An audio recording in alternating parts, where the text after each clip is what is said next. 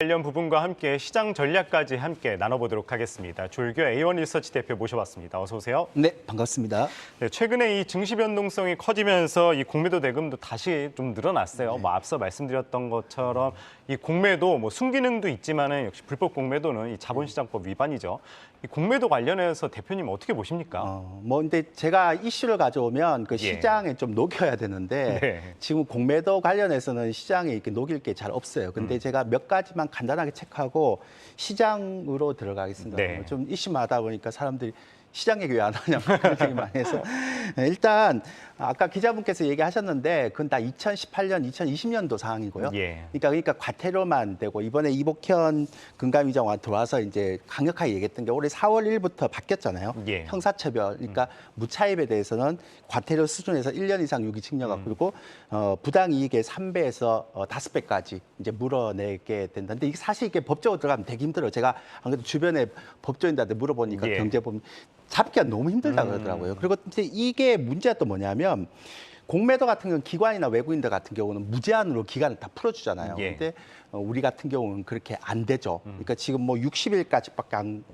안 풀어져서 이것도 뭐 보니까 3개월에서 6개월까지 하겠다, 뭐 증거금도 늘리겠다 그러는데 사실 개인이 공매도 하기는 굉장히 위험합니다. 예. 왜냐하면 우리가 보통 얘기할 때 매수는 수익이 무제한이지만 매도는 손실이 무제한이기 그쵸. 때문에 자본금이 없는 개인 입장에서는 굉장히 부담스럽죠. 그래서 이런 부분들에 대해서는 여러분들이 좀 아시고 가능한 한 공매도의 시스템을 고치는 쪽으로 하지 개인이 직접 뛰어드는 건 부담스럽다. 예. 단 제가 말씀드리고 싶은 건 뭐냐면 이렇게 시장이 떨어질 때 공매도를 통해서 시장을 해석할 수는 있어요. 그러니까 외국인들이 공매도를 굉장히 많이 했는데 시장이 너무 올해는 또 대형주들이 공매도를 많이 했다면서요. 그러니까 예. 그 대형주의 외국인들이 언제 정도 공매도를 청산하는지를 보면 되거든요. 근데 잠시 뒤에 얘기했지만 7, 8월 달에 외국인들이 한 6조 샀는데 그중에서 공매도가 꽤 많이 청산이 됐어요. 그러니까 예.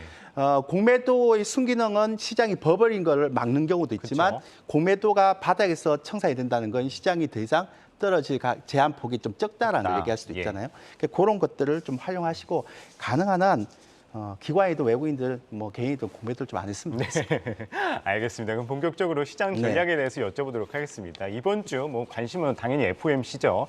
뭐 FOMC는 이제 자이언트 스텝 기정사실화된 거고 기자회견이나 이제 점도표 봐야 된다. 뭐 계속 말씀을 주셨었는데 대표님 좀 어떤 포인트 짚고 넘어가면 좋을까요? 근데 이게 최근에 신문을 보거나 방송을 보면 예. 다들 너무 뻔한 얘기를 해서 제가 재미가 없어요. 왜 그렇게 뻔한 얘기를 하는지 네. 모르겠어요.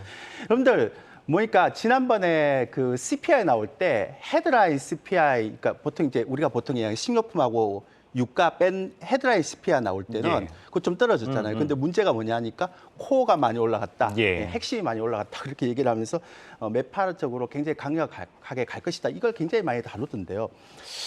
그게 문제가 되나요? 제가 그 코어도 봤거든요. 예. 근데 코어에서 가장 많이 올라간 게 렌트비하고 또 몇몇 있지만 외식비하고 이런 게 많이 올라갔습니다. 근데 잘 생각해 보세요, 여러분들. 외식비는요, 어차피 식자재 관리 업체들이 쌓아야 돼요. 예. 그러니까 그래야지 나중에 그러니까 이렇게 물가 많이 올라가는 상태에서는 재워둬야지만 계속적으로 이렇게 유지를 할 수 있는 거 아니에요. 예. 쌀 때 이렇게 답아줘야 되니까 더 올라간 기대 인플레이션이 크니까. 예. 근데 지금 여러분들 뭐 다른 사이트 가서 한번 보시면 농산물 가격이 계속 떨어져요. 그럼 이건 3개월, 5개월 뒤에 외식비 가격이 반영될 거 아니에요. 예. 또 하나는 뭐냐면 렌트비인데요. 렌트비 당장 안 떨어지죠. 왜냐하면 주택 가격이 계속 올라갔기 때문에. 근데 최근에 3개월 동안 주택 지표 보세요. 계속 떨어지잖아요. 예. 이것도 5개월 뒤면 반응이 돼요. 근데 이게 당장의 그 코어를 가지고 외식비나 렌트비가 많이 올라갔다고 이거에 대해서 굉장히 뭐 우려를 많이 하는데 지표는 그렇게 보면 안 되고요. 숨겨진 지표를 봐야 됩니다. 예. 그리고 또 하나는 좀 이상하지 않나요? 파월 의장이 잭슨 홀 이전과 이후의 발언이 굉장히 달라졌어요. 예. 잭슨 홀 이전에는 굉장히 좀 소프트했죠. 근데 잭슨 홀 이후의 발언은 굉장히 조금 세졌습니다. 그쵸. 그래서 뭐 자기는 이런 얘기를 했더라고요. 제가 이것도 굉장히 했는데 인플레이션을 안정화시키기 위해서 가게나 기업의 고통의 가능성이 있다. 예. 그리고 뭐 조기의 정책을 느슨하게 하는 것은 역사적으로 안 좋은 결과가 났다. 좋아요. 파월 의장만 이렇게 했으면 괜찮은데 어느 날 세인트루이스 연방준비은행 연은 의장이라고 하는 제임스 블라드도 올해 굉장히 세게 올렸다가 내년에 금리 인하시켜야 된다라고 얘기를 했다가 갑자기 내년 금리 인하가 없어졌어요. 또다시 강하게. 예. 그리고 제가 6월 달에 매주 제가 연준 의장들의 코멘트를 봤는데 뭐지 짠 것처럼 굉장히 매파적으로 바뀌었어요. 그 왜 이럴까? 그러니까 경기 지표는 안 좋아지고 있고 아까 물가 지표도 헤드라인 이거 이렇게 핵심은 그대로 보면 안 된다 그랬습니다. 예. 그대로 본 사람들은 이거 숨겨진 거 지표를 못 걸어낸다 그랬죠. 그럼 왜 그럴까라고 얘기하면 기대 인플레이션을 잡으려고 그런 것 같아요. 그러면 제가 여러분들한테 말씀드릴게요.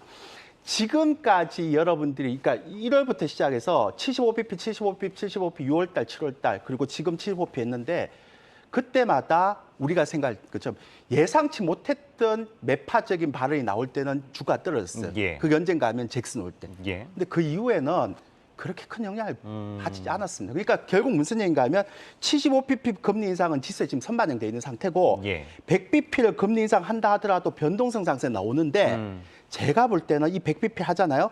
그럼 추가 금리 인상이 굉장히 좀 정체될 가능성도 있다라고 시장이 예. 받아들일 수도 있다는 거죠. 그래서 저는 파월 의장의 기자회견이 어떤 식으로 나오든 간에 변동성 요인이지 방향성 요인은 아직은 아니다. 근데 문제는 뭐냐면 이 기자회견이 딱 나오고 금리를 100bp 하든 75bp 하든 그 이후에 발생되는 3분기 실적 발표는 또 다르죠. 예. 헤덱스 보셨죠? 기업 예. 실적. 그런 거 보면 이제는 경기에 대한 부분과 실적에 대한 부분으로 가야지 긴축에 대한 부분을 계속 우리가 너무 이렇게 집중하게 되면 예. 종목을 못 보는 그런 오류를 범할 수가 있습니다. 그래서 너무 걱정은 하지 마시고, 말자. 네, 네. 그냥 보시면 됩니다. 그리고 네. 어떤 분들이 자꾸 핵심 CPI 그러는데 한번 찾아보세요.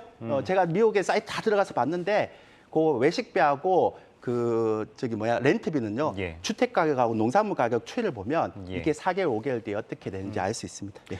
뭐 대표님께서 뭐 계속 몇 주간 강조를 하신 게 이 3분기 미국의 기업 실적이란 예, 예, 예. 말씀이죠. 예. 그러면은 이 3분기 기업 실적 어쨌든 대표님께서는 조금 좋지 않게 보시는 건데 그럼 시장 전략 어떻게 가져가면 좋을까요? 뭐 가장 궁금해하시는 게 그 부분이지 않을까요? 좋지 않게 보는 게 아니라 혹시 안 좋으면 어떨까? 안 좋으면 어떨까? 겁나서. 그러니까 좋으면 네. 더 좋은 거죠. 근데 이제 문제는 그거 전에 증시 내부 수급을 한번 보여드릴게요. 제가 예. 이거 되게 재밌는 거라서 한번 보여드릴게요. 근데 이게 외국인들 수급을 제가 한번 보여드렸는데 올해 상반기하고 하반기를 나눴어요. 예. 근데 상반기를 보면 외국인들이 코스피에 16조 1,768억, 하반기에는 3조 5,971억을 팔았어요. 예. 엄청나게 팔았죠. 근데 예. 하반기에 딱 7월 들어오면서 7월 달 2조, 3조 샀다가 코스닥은 여전히 팔고 있고요. 9월 달에 약간 매도로 전환됐죠. 그러네요. 요 터닝 포인트를 보니까 8월 달에 잭슨홀에서 파월이 굉장히 세게 발언하고 나서 약간 줄었어요. 근데 많이는 안 줄었어요. 예. 근데 9월 달에 보니까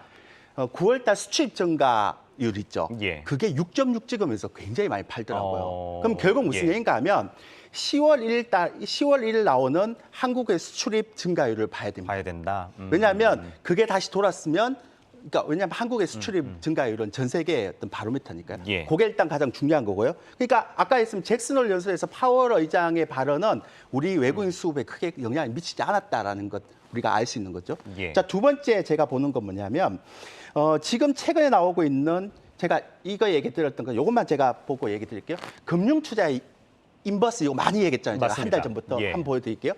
금융투자의 인버스 ETF 누적 매수거든요. 근데 올해 1월에서 6월까지 지수상 떨어질 때 인버스 2X가 1조 3,343억 그리고 4,568억 정도를 샀어요. 그렇죠. 근데 7월, 8월 달에 지수 올라갈 때 팔아야 될 거 아니에요.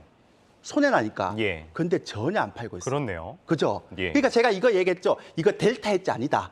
델타 헤지 같으면 금융 투자가 인버스 ETF의 다른 쪽에 헤지를 걸어놔야 되는데 주식도 안 사고 있고 전혀 안 사고 있다. 이거는 예.